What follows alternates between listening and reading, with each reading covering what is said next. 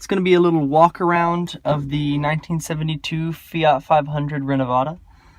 To start it up, the previous owner didn't have the keys, and so we removed two little Phillips head screws from behind this ignition system, and it's as simple as turning this with whatever can turn it. So I'm going to start it up now.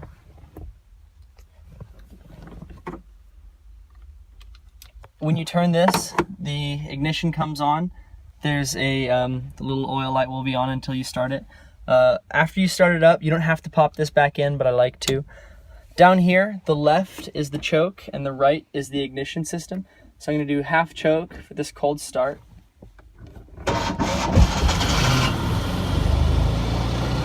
Fires right up.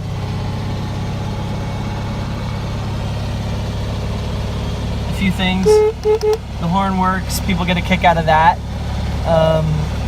Right here, indicators.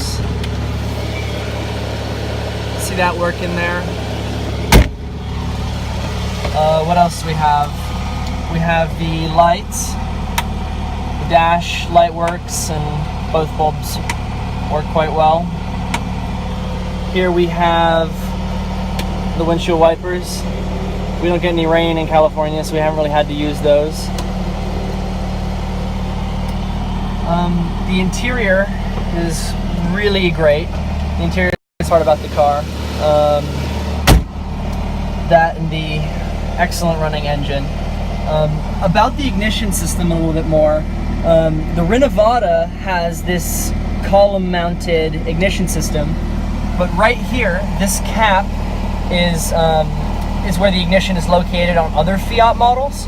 So what we haven't done, but we thought about doing and we'd like to do, and the next owner, we'd recommend it actually. You can buy a new ignition system that just goes in here, one with new keys, and retrofit it to start from here.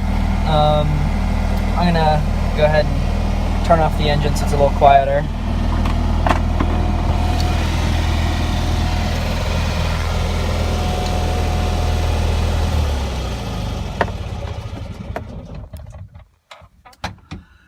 To talk about the top, some people have had questions about this. It really doesn't leak bad at all, only a few drops occasionally in the back. But the misalignment that was discussed in the ad is actually, so you undo the latch like so, and then, I have to do it with one hand, but this opens up and folds back. What it's designed to do is these little locks are supposed to go around, that little notch is supposed to fit right there and shut, but that's not tight. The top has been stretched a little bit, and so actually it works quite well. We just do this, and then it sits really tight and taut, and we don't struggle with many leaks at all.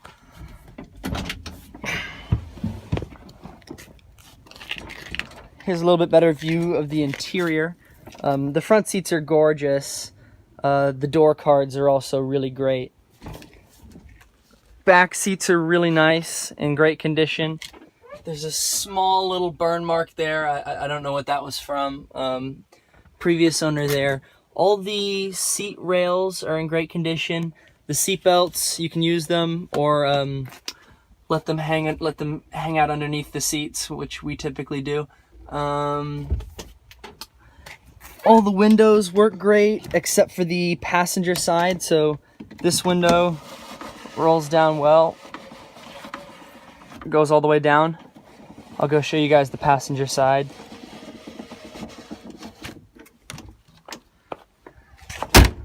Car is not clean right now.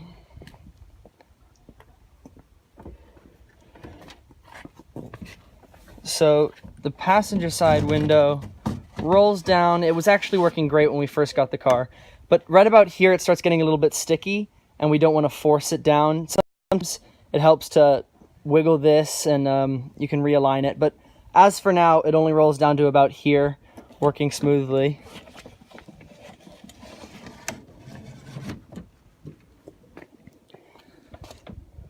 Door cards are great.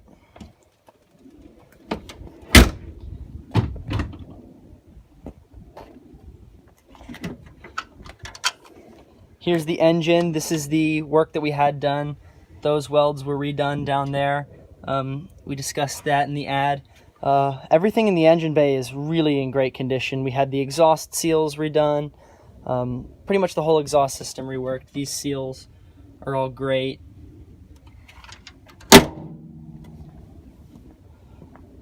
Coming to the front,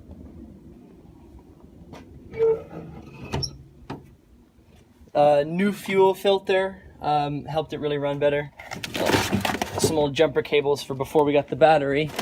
It is currently running on a 2013 Honda Civic battery, which wasn't an easy retrofit. We had to get there's some parts in the trunk for the car to run off of that battery.